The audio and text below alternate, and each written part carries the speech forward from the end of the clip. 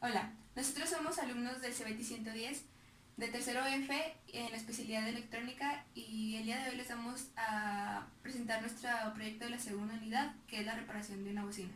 Mi equipo está conformado por Eric Chaides, Emanuel Martínez, Luis Rodríguez, Alberto Nevares y yo, Karina Ochoa. Una bocina es un transductor que convierte la energía eléctrica a acústica por medio de principios de electromagnetismo y sus leyes.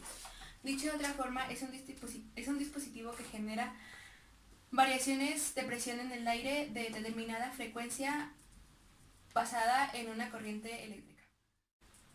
Entre los tipos de bocina existe el subwoofer, que es una bocina especial para frecuencias graves, que varía entre 0 y 80 Hz.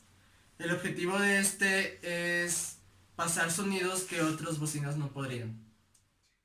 Otro sería el woofer, que es una bocina que funciona entre los 80 y 1000 Hz. Normalmente se utiliza en teatros de casa.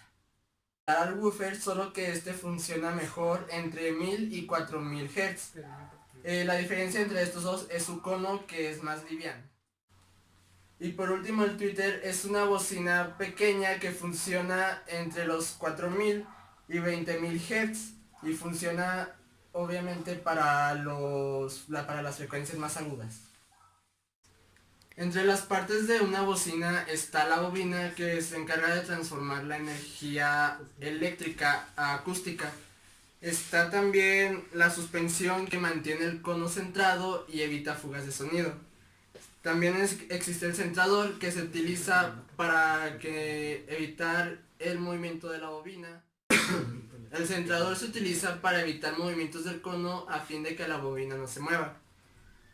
El imán es la que aporta la sensibilidad al altavoz. El cono tiene la responsabilidad de transmitir el sonido al aire. La canasta es el armazón, la cual le da forma y soporte a la bocina. Y por último, el cubrepolvo, que es para proteger la bobina de agentes externos. El funcionamiento de una bocina se da gracias al desplazamiento de una bobina móvil que se encuentra en la parte interna de la bocina y un imán fijo.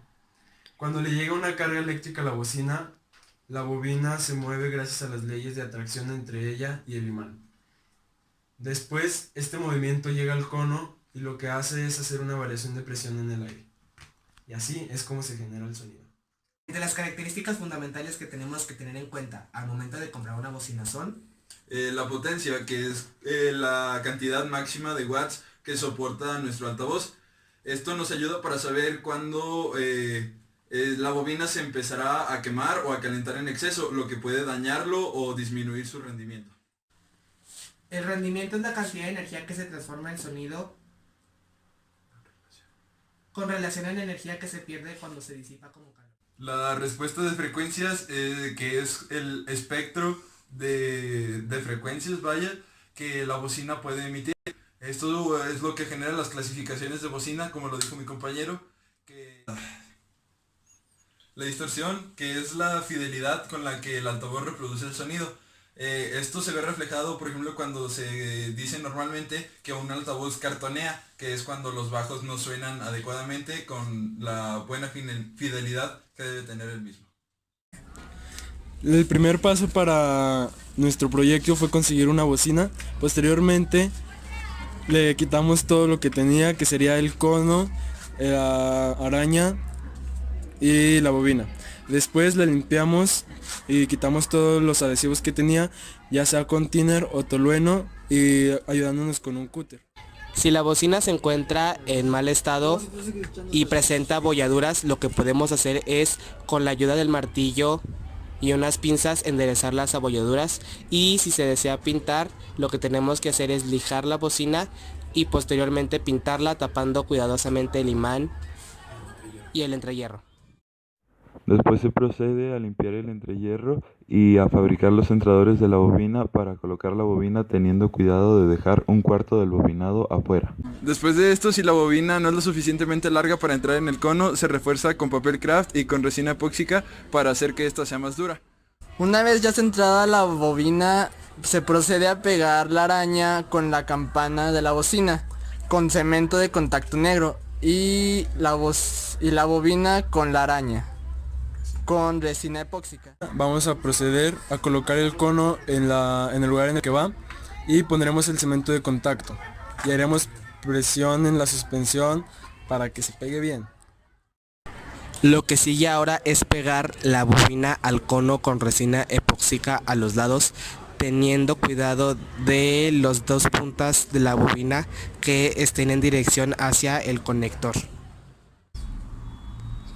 Después de haber pegado la bobina al cono, se procede a medir y marcar la posición del cubrepolvo para después perforar el cono con ayuda del cautín. Posteriormente se coloca un solo trozo de trencilla por ambos orificios, orientando las puntas del mismo hacia la zapata. Después se estañan estas puntas y se cortan un poco para mejorar el resultado final y se procede a soldar a la zapata. Después se corta la unión de la trencilla en el cono. Posteriormente se pegan las terminales de la bobina ya soldadas a la trencilla al cono con resina epóxica y se dejan secar. Luego de esto se pega también el cubrepolvo tapando ya las terminales de la bobina y por último se pega el cerco con cemento de contacto y la bocina queda lista. Al terminar todo esto, se prueba con un amplificador. Esta bocina era un woofer de 6x9 con una bocina de 4 ohms. Su imán es de este tamaño y al ser reparada se le colocó un cono de plástico y una bobina, la cual rozó un poco, pero de todos modos pues escuchaba.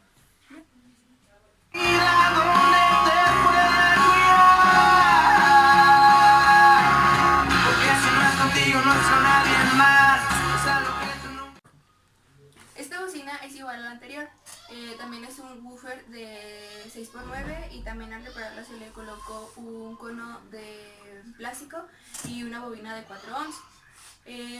Esta bobina sí fue centrada de la manera correcta y suena así.